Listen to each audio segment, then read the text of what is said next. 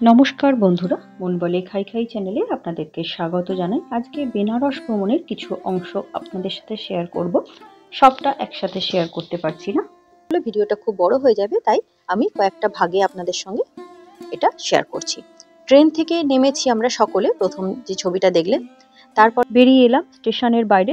স্টেশনটা কত সুন্দর। ওখান থেকে আমরা টোটোয় করে আমাদের হোটেল গঙ্গোত্রীতে গেলাম এবং ওখানে খাওয়া দাওয়া করে রেস্ট নিয়ে আমরা সন্ধেবেলায় বেরিয়ে পড়েছি। আমরা চলেছি গঙ্গার ঘাটের উদ্দেশ্যে। আমরা রাস্তার দুধারে দেখতে দেখতে আমরা এগিয়ে চলেছি গঙ্গার ঘাটের দিকে, গঙ্গা আরতি দেখার জন্য। আমরা যাব দশমেধাশ্রম ঘাট, ওখানেই গঙ্গা আরতিটা আজকে দেখে নেব। এবং রাস্তার দুধারে কত সুন্দর লোকজন এবং কয়েকজন কি সুন্দর সেজে গুজে রয়েছেন। কেউ মহাদেব, কেউ পার্বতী, এরকম সেজেছেন। দেখুন, আমরা চলে এসেছি গঙ্গার ঘাটে। আরতি শুরু হয়ে গেছে একটু আগে। এই গঙ্গা আরতির ভিডিও আমার চ্যানেলে আগেই আমি আপলোড করেছি, আপনারা চাইলে ওখান থেকে দেখে নিতে পারেন। গঙ্গা আরতিটা দেখতে ভীষণ ভালো লাগে, তাই আমরা যে কদিন ছিলাম প্রত্যেক দিনই কিন্তু গঙ্গা আরতিটা দেখেছি। পরের দিন আমরা সকালে উঠে বাবা বিশ্বনাথকে পুজো দিয়েছি। সেই সময় ভিডিও করতে পারিনি, কারণ মন্দিরে কোনো রকম ক্যামেরা মোবাইল অ্যালাউ নেই। পুজো দিয়ে বেরিয়ে আমরা চলে এসেছি আবারও গঙ্গার ঘাটে। প্রত্যেকটা ঘাট আমরা ঘুরে ঘুরে একের পর এক দেখে নিয়েছি। এক একটা ঘাট এক একটা ঘাটের সঙ্গে লাগানো, তাই এই ঘাটগুলো ঘুরে দেখতে কোনো অসুবিধা হয় না। এবং প্রত্যেকটা ঘাটই এত সুন্দর। আর আগেকার দিনের সব রাজরাজাদের বাড়ি, সেগুলো এখন নতুনভাবে আরেকটু মডার্নাইজ করে কোনোটা হোটেল বা অন্যরকম কিছু করেছে এবং সেগুলো খুবই ভালো লাগছে দেখতে।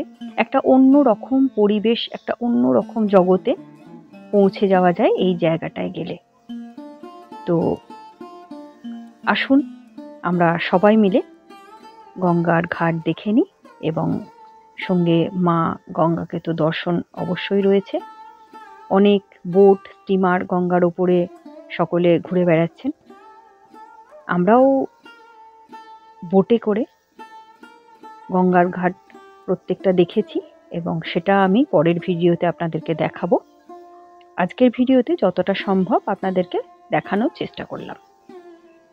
আপনারা দেখতে থাকুন, আশা করছি আপনাদের খুব ভালো লাগবে।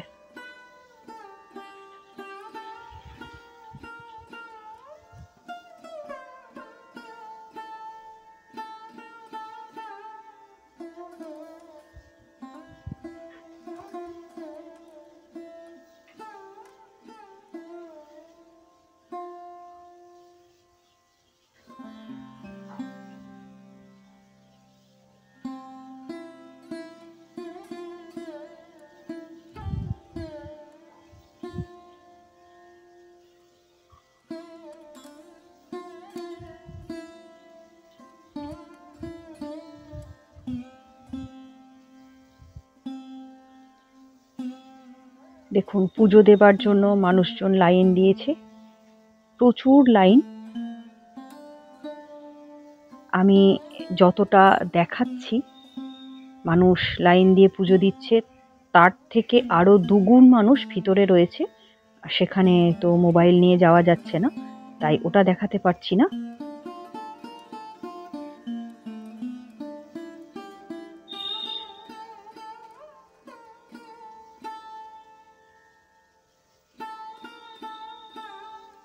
দূর থেকে মন্দিরের চূড়াটা যতটা দেখানো সম্ভব দেখানোর চেষ্টা করলাম।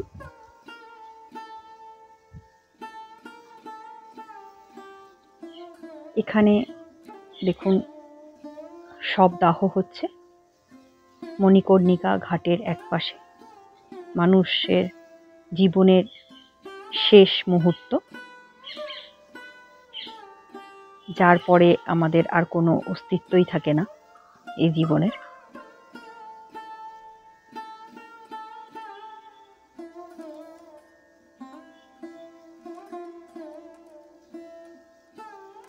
এখানে অনেক ছোট বড় মন্দির রয়েছে। সবগুলোর নাম হয়তো আমি ঠিকঠাকভাবে জানিও না, তবুও দেখানোর চেষ্টা করেছি। এই একটা মন্দির দেখে খুবই অবাক হলাম। মন্দিরটা কীরকমভাবে জলের ওপরে হেলে রয়েছে এবং কিছুটা অংশ জলের মধ্যেই হয়তো রয়েছে। কিভাবে পাঁকের মধ্যে বা জলের মধ্যে গেঁথে গেছে এটা কিন্তু আমি জানি না। অনেক চেষ্টা করেছিলাম, জানতে পারিনি। আপনারা যদি কেউ জেনে থাকেন তাহলে আমাকে একটু কমেন্ট করে জানাবেন। এটা মণিকর্ণিকা ঘাটের এক পাশে ওই মন্দিরটা।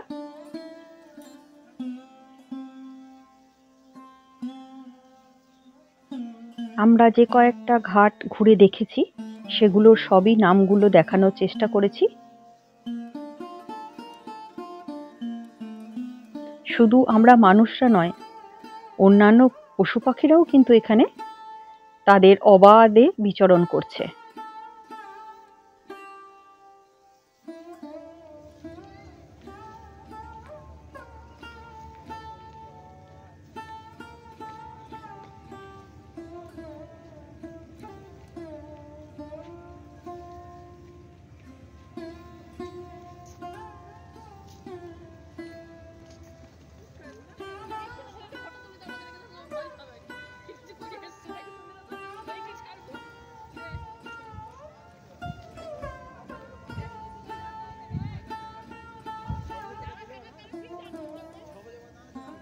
এই ঘাটটায় তন্ত্র সাধনা হয় রাতের দিকে। রাত 12টার পরে নাকি ওই ঘাটে কেউ থাকতে পারে না।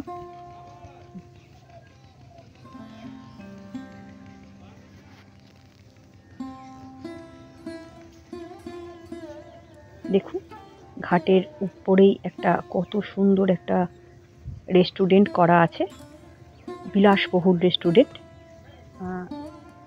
সাধারণের সাধ্যের বাইরে অবশ্যই, কারণ ওটা দেখতেই এত সুন্দর, যেটা দেখেই অনুমান করা যায় যে বিত্তশালী লোক ছাড়া, ফরেনার ছাড়া আমাদের মতো সাধারণ মানুষ হয়তো ওই জায়গায় থাকার উপযুক্ত নয়।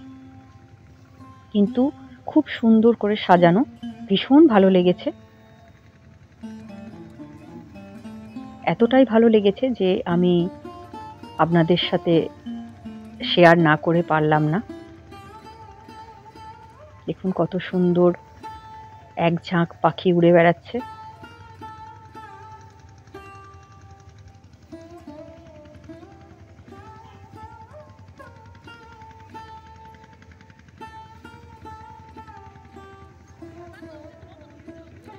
আজ এই পর্যন্তই। পরবর্তী অংশ নিয়ে পরের ভিডিওতে হাজির হচ্ছি। আপনাদের ভিডিওটি যদি ভালো লেগে থাকে তাহলে ভিডিওটি লাইক করুন, বন্ধু বান্ধব আত্মীয় স্বজনের মধ্যে শেয়ার করুন, আর এভাবেই আমার পাশে থাকার জন্য মন বলে খাই খাই চ্যানেলকে সাবস্ক্রাইব করুন। নমস্কার, ভালো থাকবেন, সুস্থ থাকবেন।